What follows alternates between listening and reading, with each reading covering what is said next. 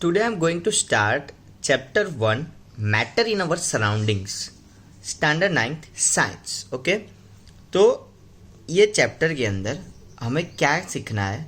तो क्या सबसे पहला फर्स्ट मैटर क्या होता है? मैटर क्या होता है स्टूडेंट्स के जो भी हमारे आजू बाजू जो भी मटेरियल है, कोई भी चीज़ आपके आजू बाजू आपको जो दिखता है उसे हम मैटर कहते हैं. ठीक है, मतलब कोई भी चीज़, मतलब यहाँ पे साइंटिस्ट ने एक सेंटेंस दिया है, everything in this universe is made up of a material called matter. मतलब आपको कोई भी पूछे व्हाट इज डिफाइंड मैटर, तो आपको ये याद रखना है और ये सेंटेंस आपको बोलना है. मतलब कोई भी चीज़ यूनिवर्स में बनी हुई है, जो मटेरियल से बनी हुई है, उससे हम लोग मैटर कहते हैं. ठीक है, बहुत सारी चीज़ें हैं, एयर को भी हम मैटर कहते हैं, food, stones, clouds, everything. Okay, तो ये कोई भी आपको पूछे कि व्हाट इज मैटर, तो आपको ये याद रखना है. और इसके एग्जाम्पल्स है, आप एग्जाम्पल्स में बहुत सारे एग्जाम्पल्स आप खुद के दे सकते हैं. ठीक है, उसके बाद मैटर में एक चीज़ और होती है, क्या होती है? तो कि matter occupies space and has its mass. मतलब जो मैटर होता है वो किससे बना हुआ होता है? तो मैटर में हमेशा मैटर कोई जगह को ऑक्यूपाई करता है या फिर उसके अंदर कोई एक मास होता है. ठीक है, तो आपको ये पता चल जाएगा कि मैटर किसे कहते हैं, जिसके अंदर स्पेस हो या फिर उसका कोई वेट हो. ठीक है, तो उसे हम लोग मैटर कहते हैं. अब मास, हमारे इंडिया में मास को किस यूनिट से मेज़र किया जाता है वो हमें याद रखना होता है. ठीक है, तो ये जो एसआई यूनिट यहाँ पे मैंने लिखी है, वो एसआई यूनिट का मतलब क्या होता है? Indian standard unit. मतलब कोई भी चीज़ जिसका वेट आप लोग यूज़ करते हो, मतलब वेट करते हो, तो उसको हमेशा हम लोग किस में वेट करते हैं? केजी में. मतलब कोई भी मास होगा हमारे इंडिया में और या फिर यूनिवर्स में, हम लोग कैसे मेज़र करेंगे उसको?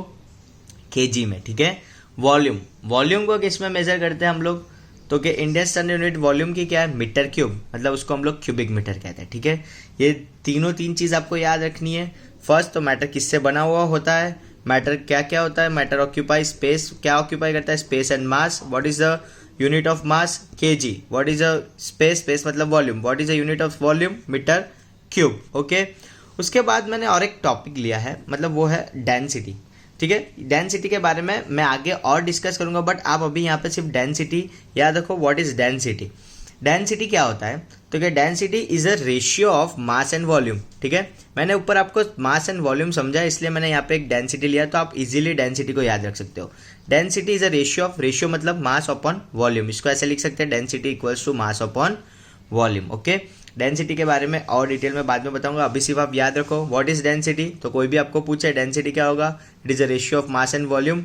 And what is a formula of density? Mass upon volume. Okay, अब हमारे इंडिया में जो फ्लूइड मतलब लिक्विड पार्ट जो होता है, उसको हम लोग को एक ये उसकी कन्वर्जन रेट याद रखना होता है. कन्वर्जन मतलब 1 लीटर का मतलब क्या होगा? 1000 मिलीलीटर.